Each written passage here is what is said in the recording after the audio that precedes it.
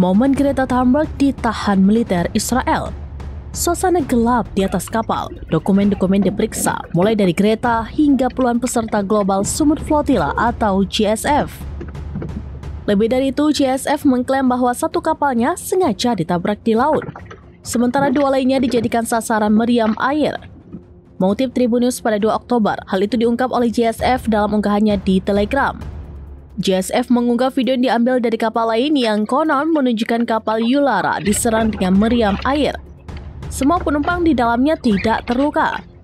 Namun, menurut sumber utama CNN, pihaknya tidak dapat memverifikasi rekaman tersebut secara independen dan telah menghubungi militer Israel untuk meminta komentar. Adapun sebagai respon, Kementerian Luar Negeri Israel mengkonfirmasi bahwa beberapa kapal telah dihentikan dengan aman dan penumpangnya dipindahkan ke pelabuhan Israel.